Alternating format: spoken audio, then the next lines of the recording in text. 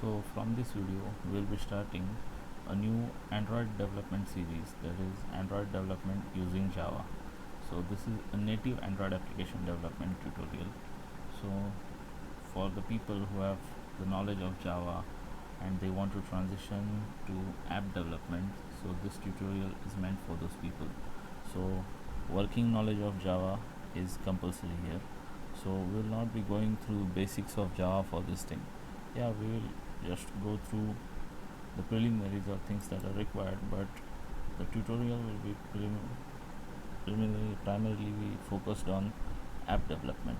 Okay, so here's the thing. So first, let's see, here you have to install Android Studio. Okay, so that is the default, you can say, the development IDE for Android these days.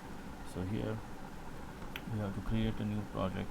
So here make sure you are creating new project that is a Java project only. Okay, so if you go for Flutter is a hybrid development tool and the native development is in Java or Kotlin. These are the two options that are available. So here if you select empty activity, and here you will have to name your application here. So I can say this is we'll make a simple, say, chat app. So that is what we will be doing throughout this application, end of this application. So this will be called chat app, and this will, okay, just I'll put my name here for the package part. So let's just finish this thing and see the language here. You have two options, that is Java and Kotlin. For this tutorial we will be doing only Java, so select Java here, and minimum SDK by default it is usually set at 19, but currently if you are writing something that should be compatible in the modern times, the majority of the libraries will ask you to upgrade to API 21. So just make sure you select API 21 here, and post this as well. You can change this minimum version, SDK version, through the Gradle files and stuff, but still just make sure you select 21 here and then finish, and this will create the app. Okay, so we're here. So Gradle sync in progress. So Gradle is basically the build tool for Android. Okay, so here it will configure this thing, so it might take a minute or two depending on what kind of system you are using. Okay, so native Android applications are, you can say, for development purpose, if you're using Android Studio, it's a bit bloated on Windows. So unless you have a good graphics card and a great amount of RAM and you're not running Chrome alongside, you're good to go, or else you will have to wait a bit. Okay, so things might get a bit slower if you're using an older computer. This will work, but you see it will work a bit slow. So here, once this is created, let me show you how what all things are created. So this is an activity. So what is basically an activity is kind of a window, you can say. So like in desktop application development we have different types of frames, windows and stuff. So in Android ecosystem we have something called as an activity. So there are two parts actually, activity and fragment. Fragment is a part of an activity, so activity can have multiple fragments and stuff. Okay, so currently we'll be focusing only on activities. So basically activity for now you can say it's kind of a window. So the UI code here is written in Java, and the the UI code is written in XML and the backend code is written in Java. So if you are selecting the Kotlin option, this main.java will be replaced by main activity.kt file, and the syntax is somewhat similar, somewhat different when you go for a Kotlin application, but on Java application it will be something familiar if you're coming from a Java background. So that's the thing. So here this code will be in XML, so you can watch it in split here. See here. So this is how things are rendered. So there are different types of layouts. If you have studied, you can say AWT, swing and stuff, so you will be aware about different types of layouts Java had to offer. So similarly we have different types of layouts here. So there's something called as constraint layout, which gives us direct constraints. This is somewhat analogous to the relative layout, okay, so but it is slightly different. So it offers a bit more flexibility over relative layout and thing. So there is something called, you can say, a linear layout, which allows us to place the components linearly. So what we'll do is, we'll not take any component as of now, we'll just take an introductory part of this thing, so we will not be concerned about these layouts.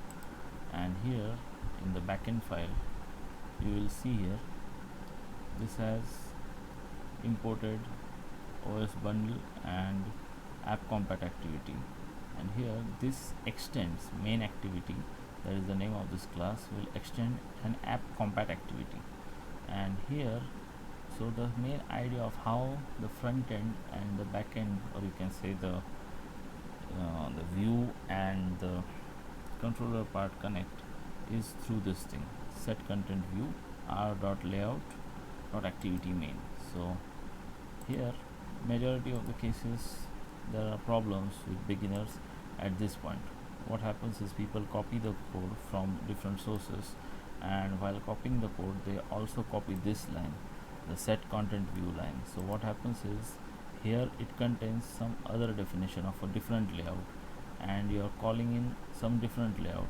So what will happen is, if that layout is not available, or you can say it doesn't have this kind of things, like whatever you will call in here, then it will cause inflation error. So layout will not inflate properly.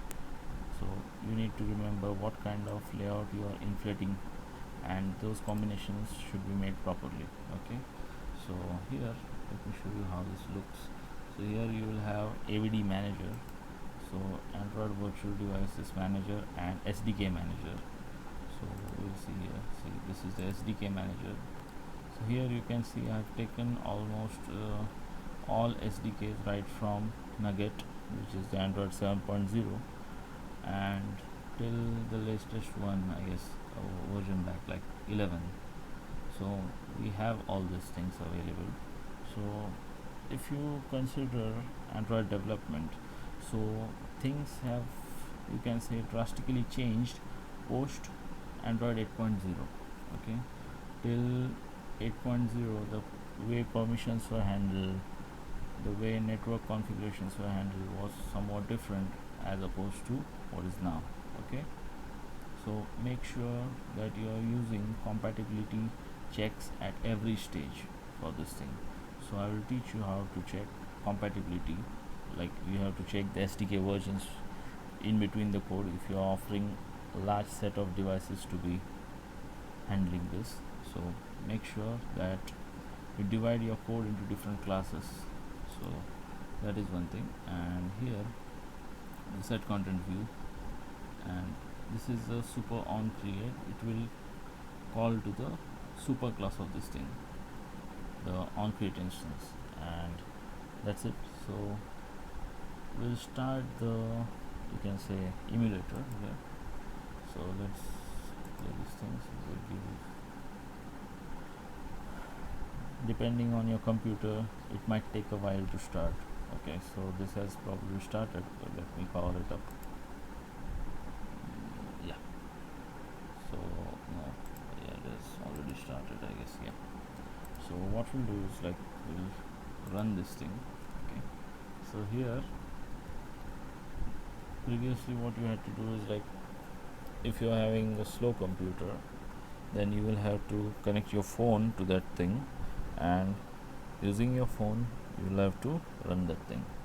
So you have to use USB debugging mode and turn that on, and you can run your applications. That is one option you have if you are not having that great of a computer.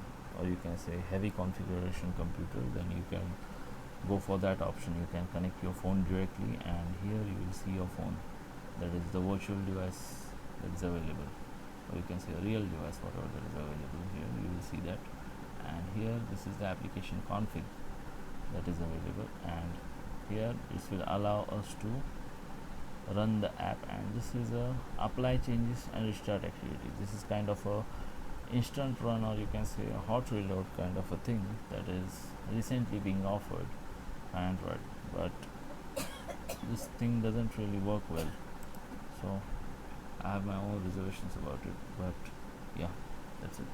So here there are like multitudes of files here when you go for native application development. If you're using any hybrid framework like React, Flutter, or Ionic, things are a bit different, but when you are going for native application development, you will have like n number of files here that will dictate how the styling of these things work.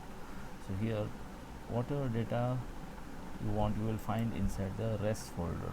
Res is standing for resources. So here under the resources you will have layout, drawables, mipmap, and values.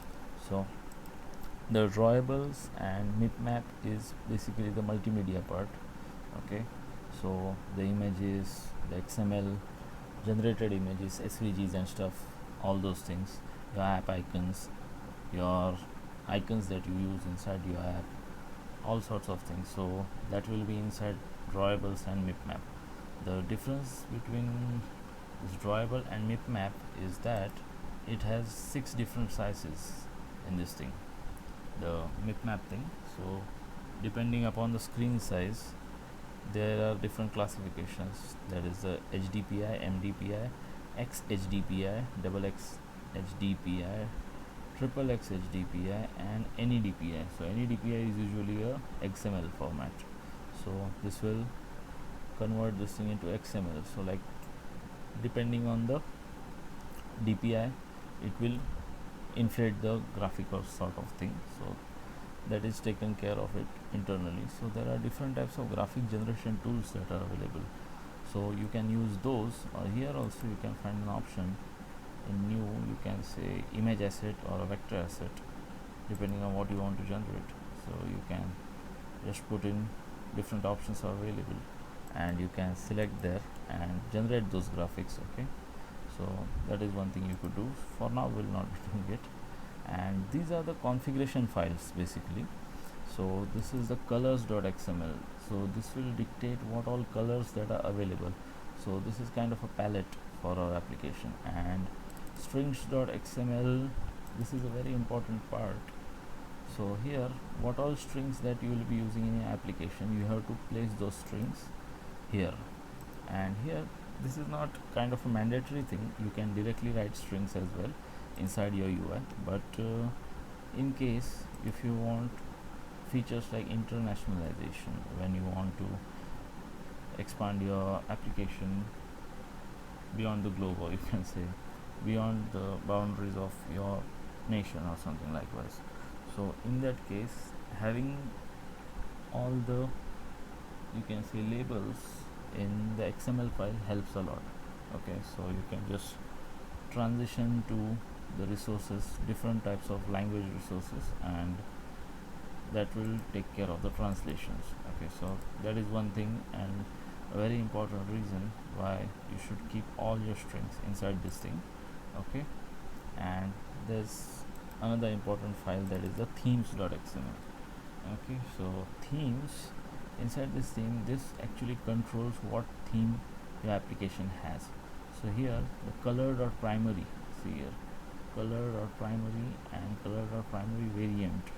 So all these things, or you can say primary, style name theme.chat-app, and this is taken from, or you can say inherited from the parent theme.materialcomponents.daynight.dark-action-bar. So previously there was no, you can say, consideration about night mode. Okay, so night mode was something that people built into the apps, so it was kind of cumbersome to make things or make the changes. Okay, so you had to write multiple styles, and you had to change the styles on the go whenever the user switched to dark mode through the app, or through a voluntary app switch, or he goes into low power mode or something like this. So you will have to you had to do like two different things. One is to run a background service to check whether that guy is actually switching manually to that thing, or the device has entered into a low power mode. So those were two things that were extra overhead, you can say. But now this thing is taken care of internally. Okay, so these are two different files, you can say, inside the themes. One is the night mode theme, and another one is the day mode theme. So currently, if you see, both will have the same syntax. In only some cases you will have places where there will be like a black color or something like this. Otherwise it's just the one and the same thing. Yeah, it's almost the same thing. Yeah. So if you are creating designs, so to make it a bit professional, many people use different theme for the night mode as well as the day mode. Okay, so that is one thing. So here we have covered this thing. So now going to the build part. Okay, so we had seen a UI part and now the build part. So how actually applications are built. So if you have used Java, then previously you would have seen IDs handle your multiple files using build script. So you might have heard about Maven and Ant if you have used like NetBeans, or you can say Eclipse or something like this. So you might have heard of this, and maybe you have even used Gradle before, so that could also be the case. It's somewhat similar to Maven. Okay, so here inside this thing there are like two files. One is the module level and one is the app level Gradle file. Okay, so there are two Gradle files which are instrumental in running the application. So different types of dependencies, whatever dependencies you have for your application, different types of libraries. So previously what people did was, like in Maven, you go to the repository and you copy that pom XML things into pom.xml. So this is somewhat analog to that thing. So here analogous to that thing, sorry. So here you have implementation and API. These are the two options that you could use. So how these things affect, or what you should use, implementation or API, where, when and where to use these things. Okay, so that we'll see some other day. But here, if you're having any dependencies, external dependencies, like if you're having some another project, or you can say having a plugin specifically, like if you are using a camera filter plugin, for example, so you have the GitHub ID of that thing. So what you could do is, like, you could add implementation and add the repo name of that thing, and it will be a part of this thing. So after that, once you do any changes to that thing, you need to resync this app. If you are doing any changes, you need to rebuild the app. Okay, rebuild project.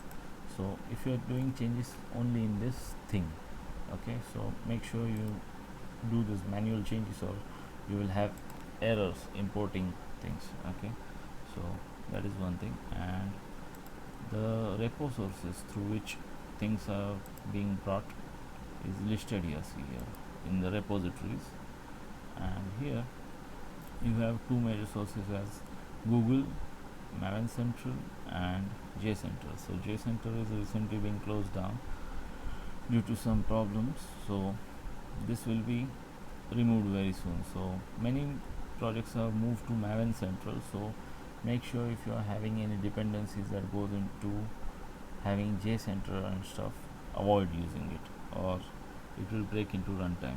Okay, so that is one thing. So preferably use only these two. If you don't need this one, you can comment out this one as well.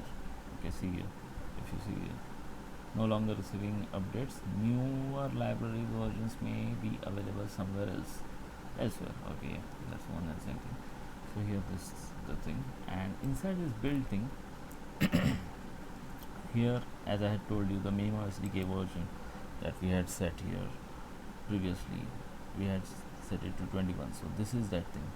So there are cases when you get errors like the plugin is specifically built for the SDK version higher than some X version like 20, 21, 22, 23. So in such cases the such errors are not tractable, or you can say you cannot get through those errors without changing these things. So at times you need to upgrade to higher SDK level or sometimes even lower SDK levels. So make sure whenever you are using a very, you can say, legacy sort of IDE or SDK, then make sure there are checks at different points in the code wherever things are to be done, because the permissions, the way things work in the previous versions of Android, like that is like from Android 5.0 to Android 7.0, that is what some few devices that might be remaining will be having. So there things work very differently as opposed to how they work currently post the 7.0. Now there are a lot of security constraints imposed here, like even at the permissions level there are also changes, and also we need to ask for runtime permissions at times. Okay, so things have drastically changed, so make sure you keep yourself updated in terms of the permissions things, because these things change abruptly and there's no notification for the same as well. Okay, so you need to keep yourself updated about how these people change these things. Okay, so documentation is your friend, yeah, but you know, referring documentation is not really that easy when it comes to Android at times. Okay, so you might need to get some help from YouTube or Stack Overflow or something likewise. So that is also the case. Yeah, so now after this build files we will go into the manifest file. So manifest, it will be a metadata of all these things. So here permissions will also be placed here.